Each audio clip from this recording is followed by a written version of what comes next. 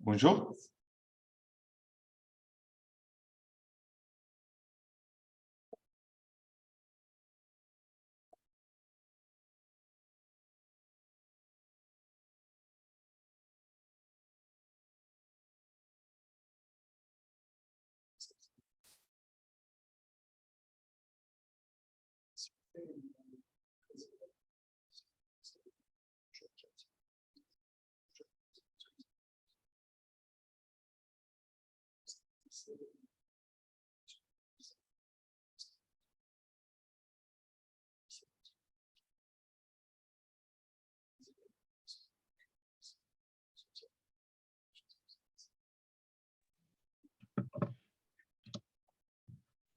Bonjour. Bonjour, Michel Servoni. Je ne sais pas si vous m'entendez, me voyez. Oui, on vous entend bien et vous voit bien. Merci. Je vous en prie. Bonjour, monsieur Servoni. Je suis Jérôme Degrave, le proviseur adjoint ici à Bonaparte. Moi, je suis très heureux de vous voir. Je suis un peu désolé parce que bien, avec moi, il n'y a qu'un seul élève. On en avait une dizaine d'inscrits, puis ici, il est 4h30. Et le forum a duré toute la journée. Donc, je pense qu'il y en a certains qui ont abandonné ou qui sont rentrés chez eux. Donc là, avec moi, j'ai Georges Asmar, qui est un élève de première, mais on a invité les élèves de première également, et qui s'intéresse à votre lycée. Donc ma question, c'est, en dépit du faible nombre de participants, est-ce que vous voulez qu'on fasse la visio pour Georges et puis moi-même, ou est-ce que vous voulez qu'on trouve un autre moment plus tard, je ne sais pas, où je pourrais peut-être ramener d'autres élèves? Sinon, on peut tout enregistrer aujourd'hui et ensuite le diffuser à nos élèves dans les jours à venir. Bon, écoutez, on peut procéder aujourd'hui, il n'y a pas de souci. Et puis, je pense que, y compris par égard pour Georges, on va avancer là-dessus. D'accord, très bien. Là, juste une question, je suis curieux parce que je sais que dans votre lycée, dans le bureau du proviseur, normalement, il y a une toile de Claude Monet. Oui. Donc, est-ce que vous êtes dans votre bureau là? Et non, je ne suis pas dans mon bureau. Je ne suis pas dans mon bureau puisque c'est samedi, que nous ne travaillons pas le samedi après-midi. Donc, je ne vous ferai pas profiter aujourd'hui du tableau de Monet.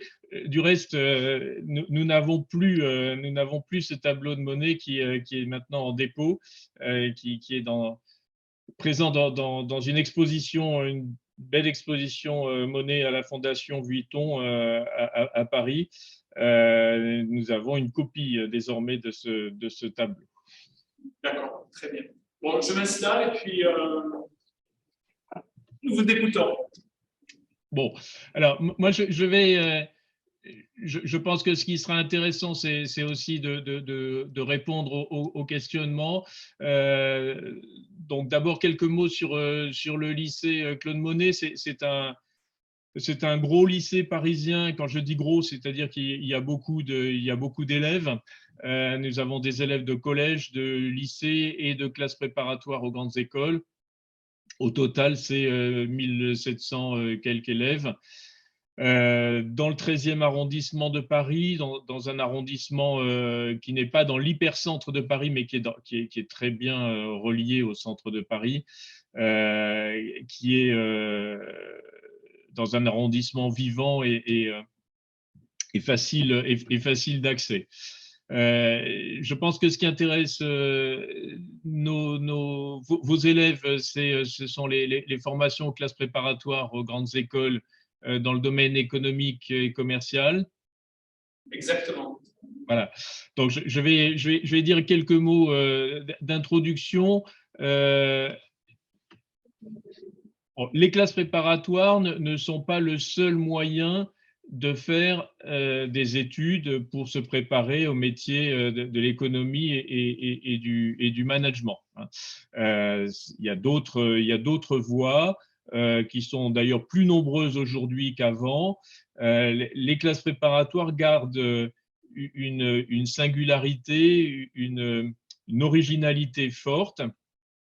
Ce sont des classes qui sont installées dans des lycées et donc qui ont le caractère, le cadre de travail qui est le plus proche de ce que les élèves ont connu dans leurs années au lycée, avec un rythme, avec une discipline, avec une régularité, un rythme hebdomadaire annuel qui est identique à celui des lycéens, un encadrement aussi qui est proche de celui du lycée avec des classes, hein,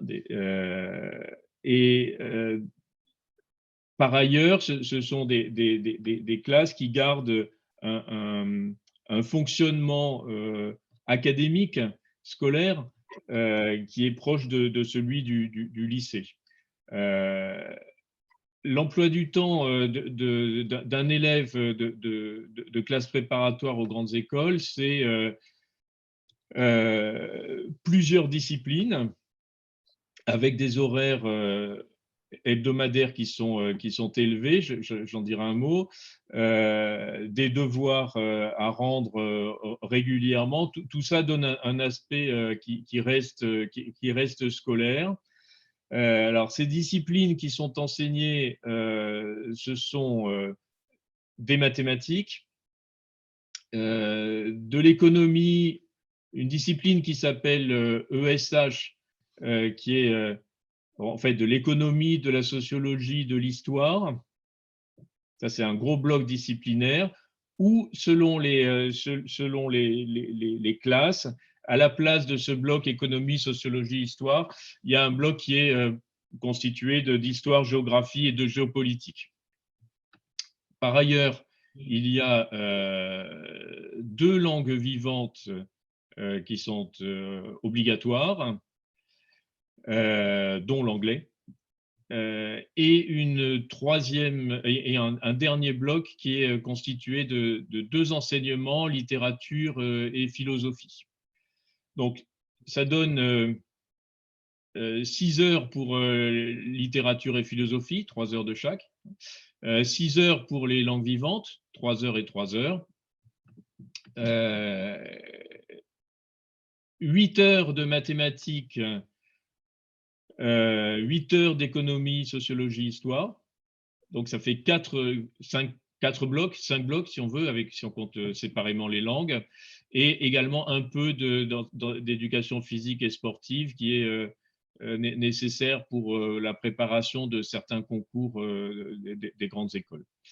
Donc ça, c'est le premier profil, hein, avec mathématiques, économie, sociologie, histoire. Le deuxième profil, c'est pour des élèves qui sont plus avancés, on dira en mathématiques, qui choisissent les mathématiques approfondies, avec 9 heures par semaine au lieu de 8. En revanche, le bloc histoire, géographie, géopolitique, c'est 7 heures au lieu de 8. Donc, on voit bien qu'il y a une petite modulation, hein, entre ces 2 profils, selon qu'on est ou que l'on se sent plus avancé en mathématiques. Alors, lorsqu'on parle de classes préparatoires aux grandes écoles, il faut bien avoir à l'esprit que c'est une formation, comme son nom l'indique, qui est préparatoire. C'est-à-dire que pendant 2 années, on prépare des concours pour intégrer des grandes écoles. Alors, il faut savoir que certaines grandes écoles proposent des accès directement après le bac, sous forme de magistère, par exemple. La caractéristique des classes préparatoires, c'est qu'on a un tronc commun qui permet ensuite de préparer différents concours de différentes écoles. Il y a plus d'une vingtaine d'écoles différentes. Et donc, à la suite de ces concours, à la fin de la 2e année, on intègre une de ces écoles. Quand je dis une de ces écoles, c'est que toutes les écoles ne sont pas identiques. Elles n'ont pas toutes les mêmes caractéristiques, elles n'ont pas toutes la même difficulté au départ. Le rang de classement au concours influe sur la classe, l'école dans laquelle on va aller. Certaines sont plus prestigieuses que d'autres. L'intérêt de ce système centralisé, puisqu'on passe, on ne passe pas un concours pour chacune des écoles, mais des concours communs à ces écoles. L'intérêt du système, c'est qu'au bout des 2 années, en fonction de son niveau, on accède à l'une ou l'autre de ces écoles. Certaines, je le disais, sont très prestigieuses, où il faut avoir de très très bons résultats. D'autres sont moins prestigieuses, mais réussissent tout autant à placer les élèves ensuite sur le marché du travail. La question de la réussite au bout de ces 2 années se pose rarement. À l'heure actuelle, il y a suffisamment de place dans les écoles, dans les grandes écoles de commerce, de management, pour absorber les élèves qui ont suivi normalement, rigoureusement, régulièrement leur scolarité en classe préparatoire. En revanche, tout le monde n'est pas l'égal de son voisin. Les performances au concours peuvent varier, et donc on continue dans des écoles qui correspondent le mieux au niveau que l'on a atteint.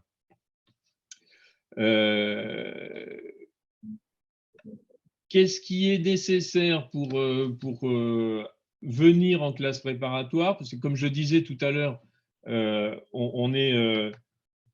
il y a d'autres voies d'accès pour des études supérieures dans le domaine de l'économie, du commerce, du management. Ce qui est nécessaire, c'est d'avoir étudié les mathématiques. C'est une condition. Pas forcément d'avoir choisi la spécialité mathématique, ça n'est pas une obligation. Alors, c'est une obligation pour certaines classes préparatoires, d'avoir suivi la spécialité mathématique, mais ça ne l'est pas partout. En revanche, il faut au moins avoir suivi l'option maths complémentaire en terminale. Tout simplement parce qu'il y a un nombre d'heures, je le disais tout à l'heure, un nombre d'heures de mathématiques élevé dans ces classes, et qu'on ne peut pas redécouvrir ou se remettre aux mathématiques directement en arrivant après le bac sans en avoir fait les années passées. Donc, il faut avoir fait des mathématiques, spécialité ou complémentaire. Il faut définir si on est très bon en mathématiques, si on veut plutôt des maths approfondies ou simplement des maths appliquées. Les maths appliquées impliquent, dans les 2 cas, je dirais, il y a aussi de l'informatique qui est associée aux mathématiques. Donc, avoir un profil régulier, sérieux. Les mathématiques sont le seul prérequis. Avec la réforme du baccalauréat, on a désormais des profils d'élèves variés. Certains ont fait des SES, d'autres ont fait de la géopolitique. Certains ne sachant pas en première exactement ce qu'ils souhaitaient faire après le baccalauréat, ont gardé aussi un profil scientifique avec de la physique ou des SVT, parfois même une discipline littéraire, c'est un peu plus rare, ou des langues. Tous ces profils sont acceptable. Ce dont on se rend compte, c'est que, évidemment, il peut y avoir un atout à avoir étudié des SES ou à avoir fait un peu plus d'anglais. Cet atout, on le conserve, mais il n'est pas discriminant. On peut tout à fait rejoindre le niveau au bout de quelques semaines de ses camarades, même si on n'a pas fait beaucoup de SES dans sa carrière scolaire, ou même si on n'a suivi qu'un enseignement ordinaire de langue. Concernant plus… Alors, ce qu'il faut, c'est un intérêt pour l'enseignement pluridisciplinaire, hein, c'est-à-dire ne pas se concentrer sur une seule discipline. On a vu, il y a du français, il y a des langues, il y a des mathématiques, des sciences sociales. Avoir un bon niveau scolaire, de bonnes capacités d'organisation et de travail, et une motivation pour évidemment aller au bout de ce parcours. Il faut savoir quand même que les classes préparatoires aux grandes écoles ne sont pas des formations diplômantes, hein, donc on n'a pas de diplôme pendant ces 2 années scolaires, mais on est en parallèle inscrit dans une université de façon à avoir une équivalence universitaire de ces 2 années.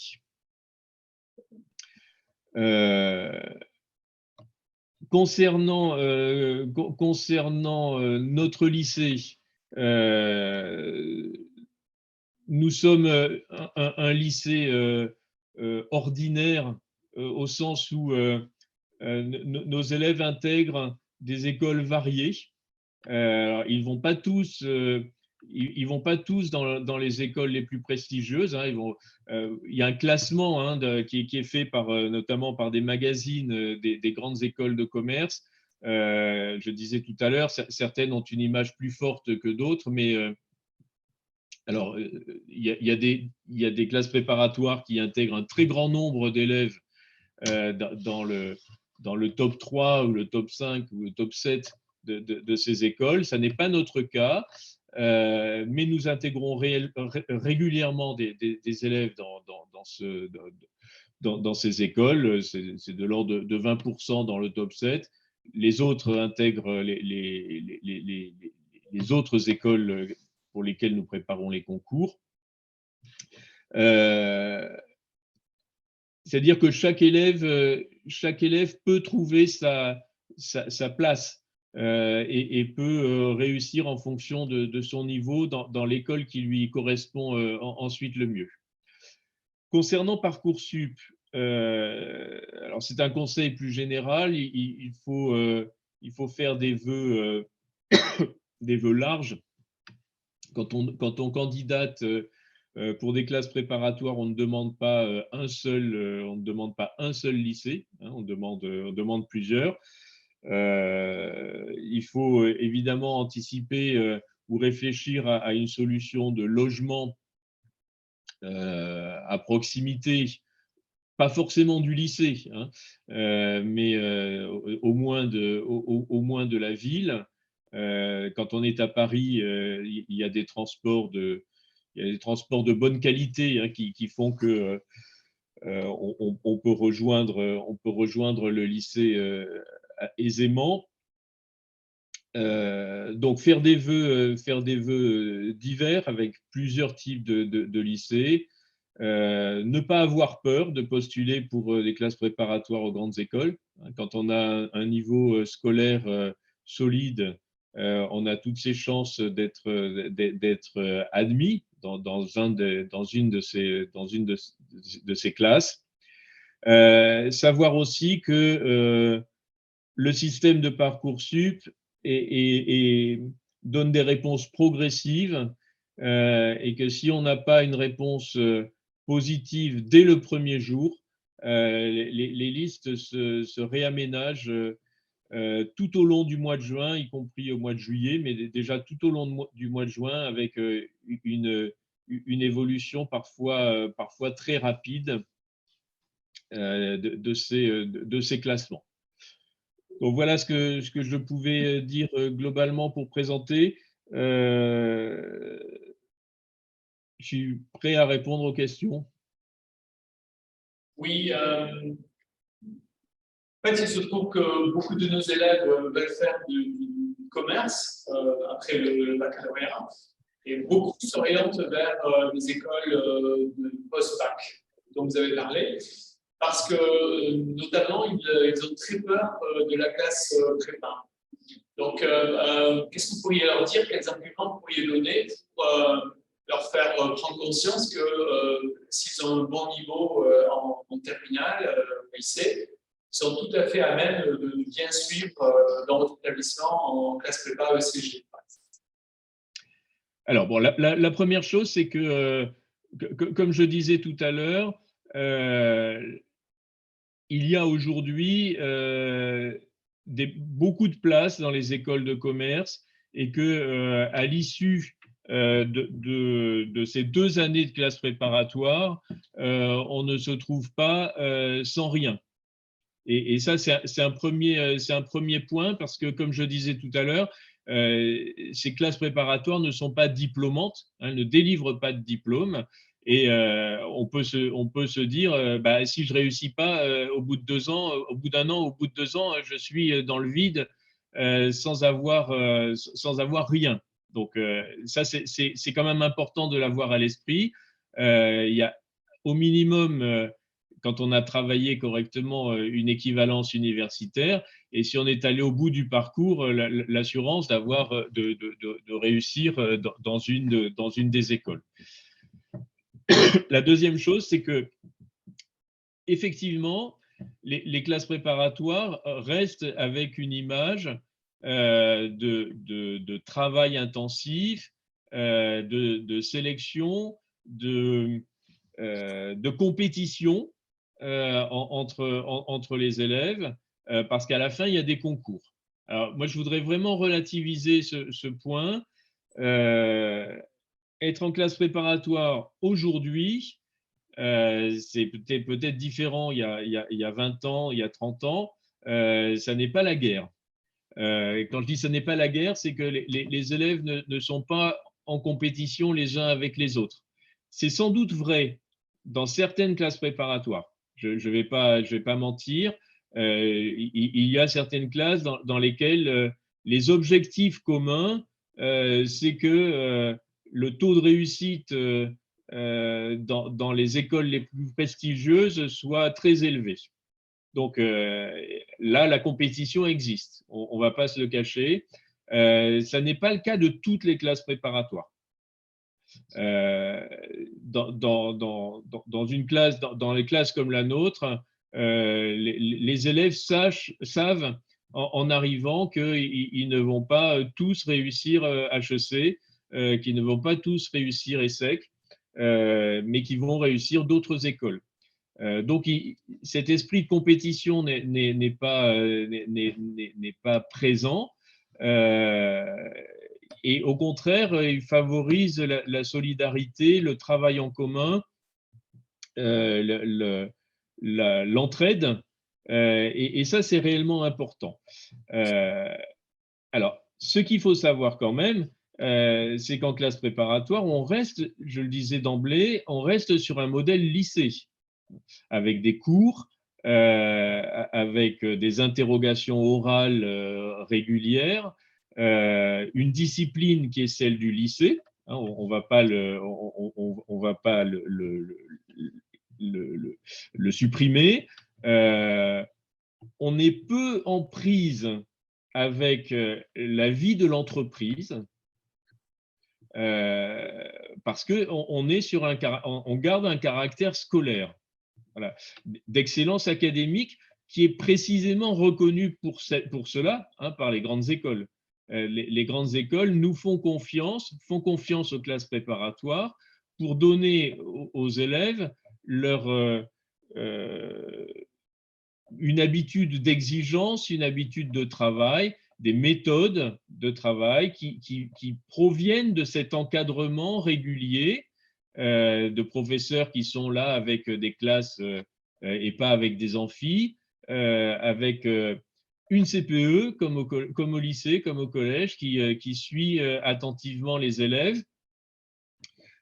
Tout ça, ça fait partie de la vie. Donc, effectivement, un travail scolaire, pas beaucoup d'emprise, pas beaucoup de relations avec le monde de l'entreprise, ça c'est clair. Bon, si un élève a envie d'être lui-même entrepreneur ou être tout de suite dans une dynamique de projet entrepreneurial, il ne trouvera pas forcément le temps de faire ça pendant qu'il est en classe préparatoire. En revanche, l'atout, c'est de donner, l'atout de ces classes, c'est de donner des méthodes, de donner une culture générale large, qui sont ensuite très appréciées des écoles. Mais encore une fois, ça n'est pas l'enfer de vivre en classe préparatoire. Une dernière question de ma part, qui va sans doute, enfin, la réponse pourrait intéresser les parents. C'est combien coûte une année de classe préparatoire au lycée de Monet?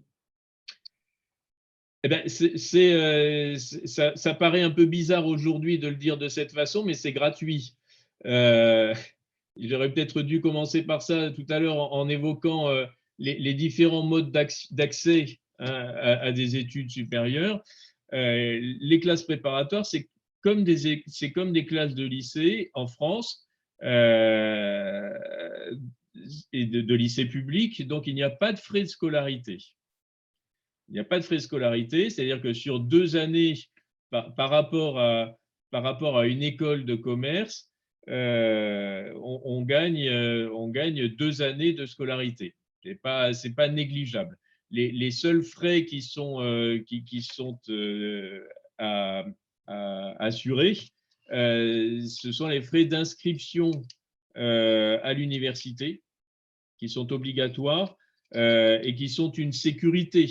Comme je disais tout à l'heure, si jamais on ne se sent pas à l'aise dans le système des classes préparatoires, on a la possibilité de rejoindre l'université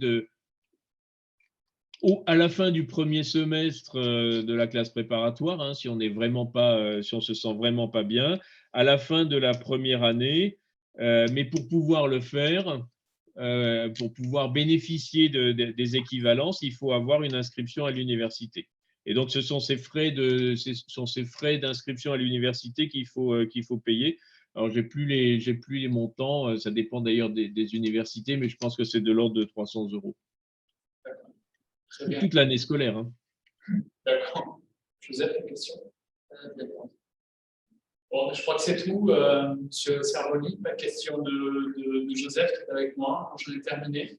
Bon, merci beaucoup d'avoir participé à notre forum. Vous êtes rendu disponible et puis à très bientôt, j'espère, pour un autre forum l'an prochain. Ben, merci à vous. En tout cas, s'il y a d'autres questions d'élèves auxquelles il est possible de répondre, qui n'hésitent pas par votre intermédiaire à nous les adresser par mail, et puis on y répondra. Très bien. Et si une demande collective de visio émerge, n'hésitez pas à me faire savoir.